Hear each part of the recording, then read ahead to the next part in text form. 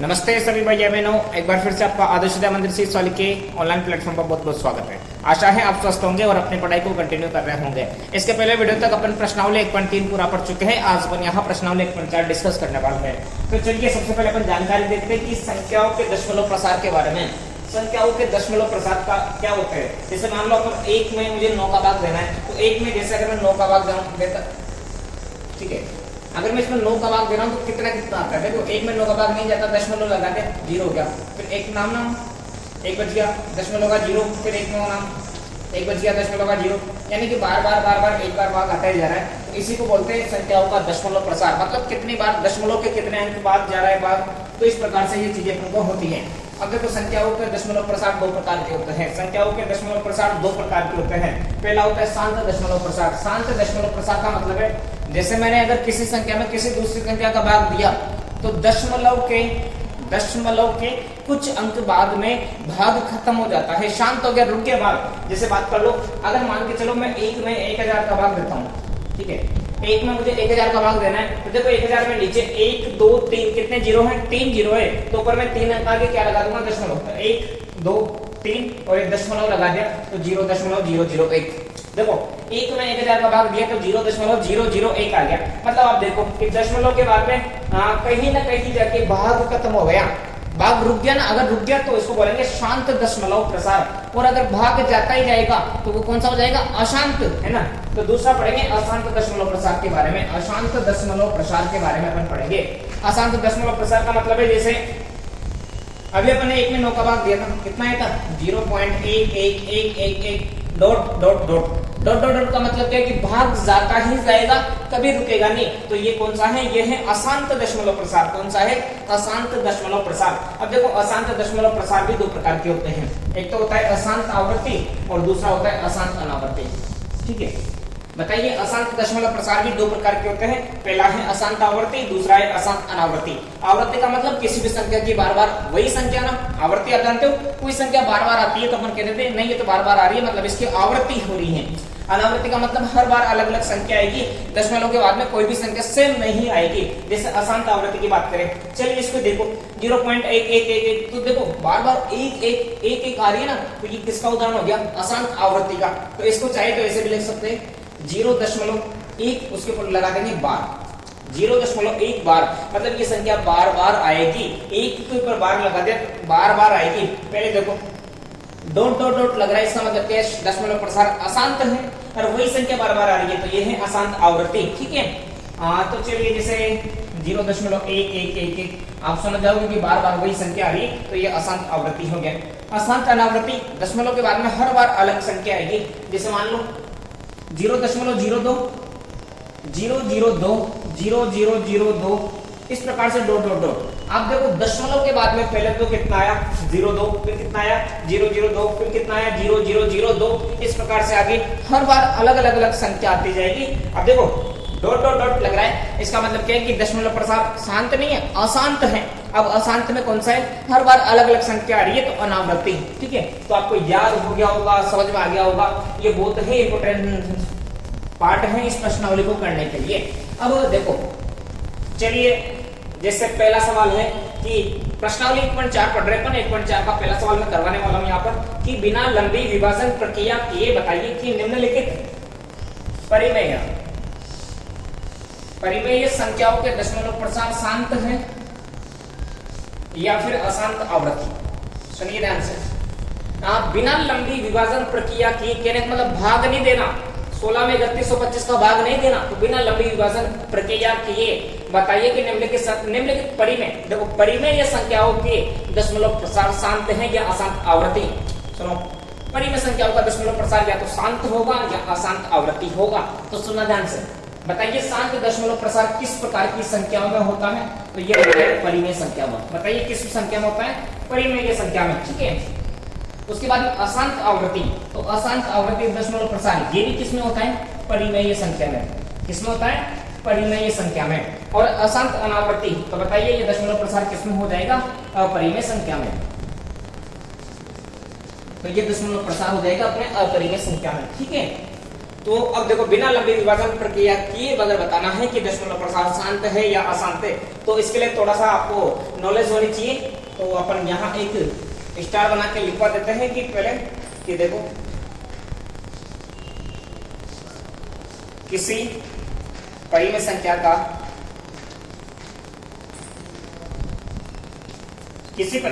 का दशमलव प्रसार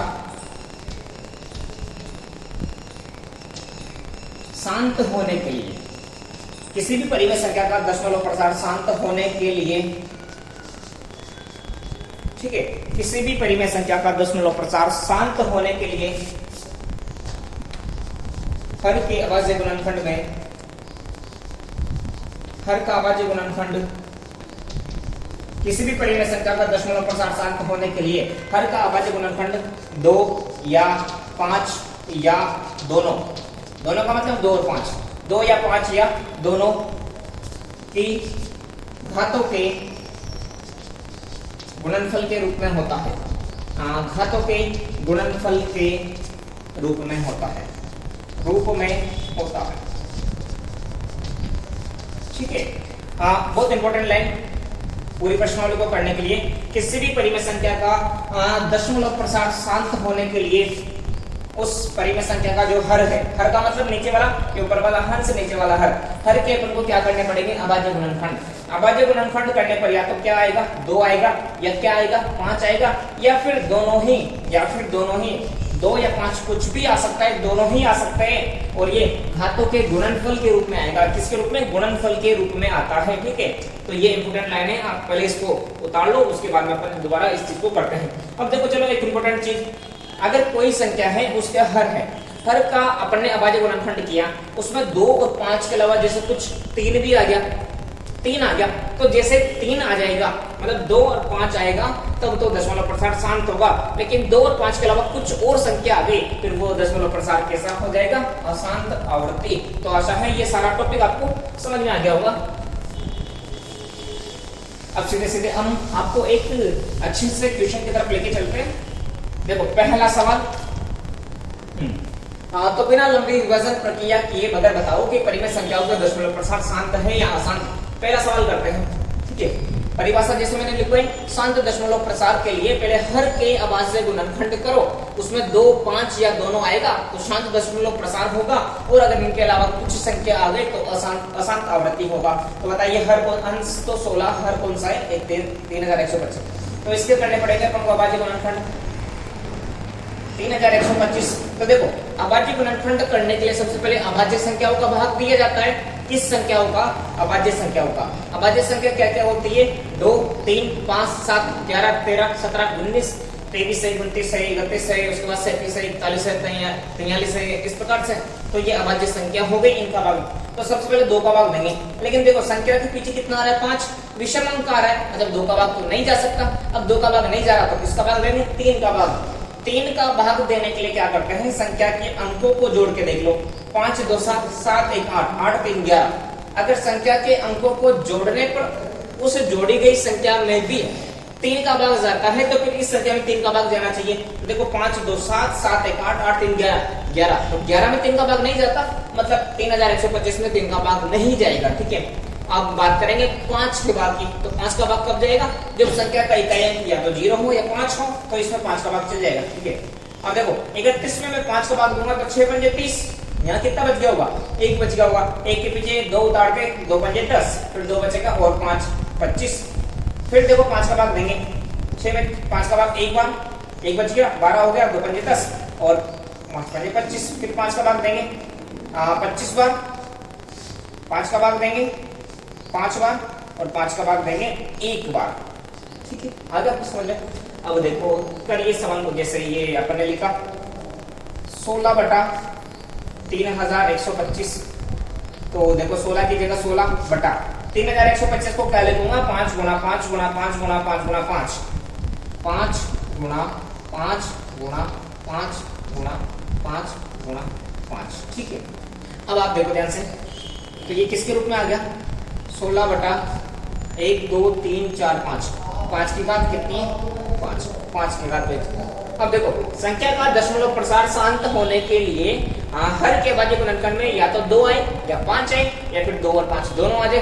तो देखो यहाँ क्या है 5 आ गया, 2 नहीं है तो कोई दिक्कत नहीं है, 2 नहीं है तो ये दशमलव प्रसार क्या है। और वैसे दशमलव प्रसार शांत होने के लिए जो संख्या का अभाज्य गुणनखंड है, हर का अभाज्य गुणनखंड वो 2 की पावर n गुणा 5 की पावर m के रूप का होना चाहिए।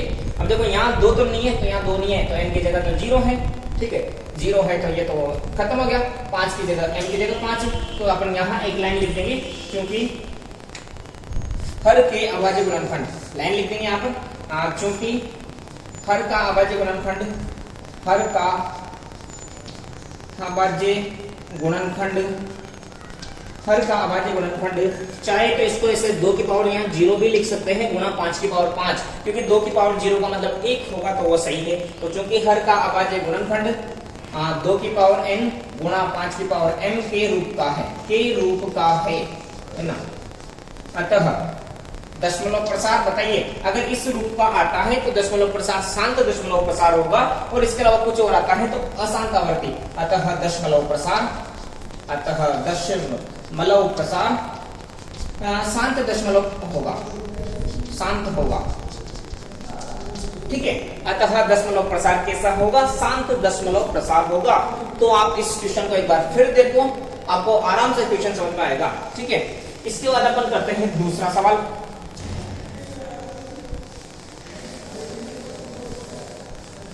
देखो दूसरा सवाल है 17/8। 17/8 का अपन को दशमलव प्रसार बताना है कि शांत है या अशांत आवृत्ति है, ठीक है। तो परिमेय संख्याओं का दशमलव प्रसार बताने के लिए हर का अभाज्य गुणनखंड करना पड़ेगा। हर कितना है 8, 8 के अभाज्य गुणनखंड करो, 2 का भाग 4 बार, 2 का भाग 2 बार, 2 का भाग 1 बार। कैसे लिखेंगे 17/8 की जगह 2 गुणा 2 गुणा 2, 17/2 1 2 3 3 बार 2 की पावर 3। चाहे तो इसको आगे से लिख सकते हैं 17/2 की पावर 3, 5 नहीं है तो 5 की पावर 0 लिख दो, क्योंकि किसी भी संख्या का मान किसी भी संख्या के ऊपर 0 घात लगाएंगे तो उसकी जगह 1 होगा, ऐसे लिख सकते हैं ना। 5 की पावर 0 उसका मतलब 1 होगा, 1 को 2 की पावर 3 से गुणा करेंगे तब यही संख्या आ जाएगी अपने पास। अब यहाँ वही लाइन लिखेंगे क्योंकि परिमेय संख्या के हर के अभाज्य गुणनखंड 2 की पावर m और 5 की पावर n का रूप का है, अतः दशमलव प्रसार शांत दशमलव होगा, ठीक है। वही चूंकि हर का अभाज्य गुणनखंड, चूंकि हर का अभाज्य गुणनखंड 2 की पावर n गुणा 5 की पावर m के रूप का है, रूप का है, अतः दशमलव प्रसार शांत दशमलव होगा। अतः दशमलव प्रसार शांत होगा।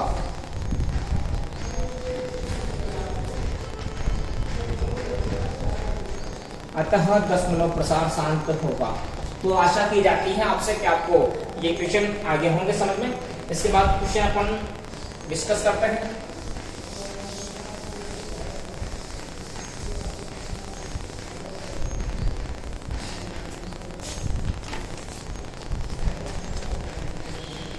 तो देखो इसके बाद जो क्वेश्चन नंबर 3 है 64/455 आपको करके देखना है।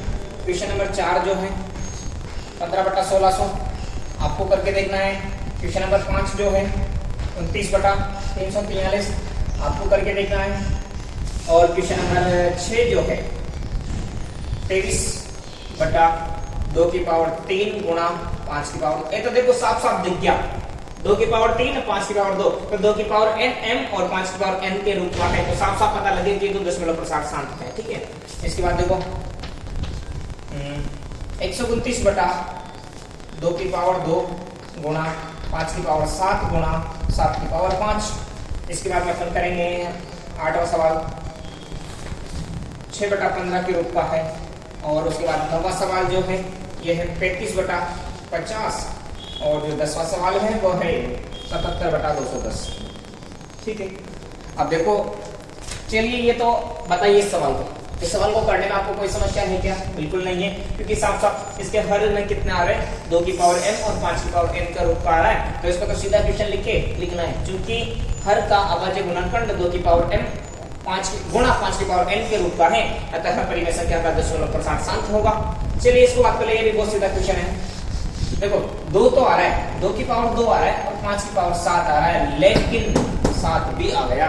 2 आ रहा है, 5 आ रहा है, लेकिन इसके अलावा 7 भी आ गया। और जैसा कि आपको बताया गया है कि अगर हर के अभाज्य गुणनखंड में 2 और 5 के अलावा कोई और आ जाता है, जैसा 3 है, 7 है, 11 है, 13 है, तो दशमलव प्रसार अशांत आवृत्ति होगा। तो देखो 2 और 5 के अलावा 7 भी आ गया, तो आपको लिखना है कि चूंकि हर का अभाज्य गुणनखंड 2 की पावर m गुणा 5 की पावर n के रूप का नहीं है, अतः दशमलव प्रसार अशांत आवृत्ति होगा, अतः दशमलव प्रसार अशांत आवृत्ति होगा। तो कर सकते हो आप, है ना। जैसे इसको करोगे 29 बटा 343, अब 343 का आप अभाज्य गुणनखंड करोगे तो 343 नीचे आएगा, मतलब 7 गुणा 7 गुणा 7, 7 की पावर 3 आएगा, है ना।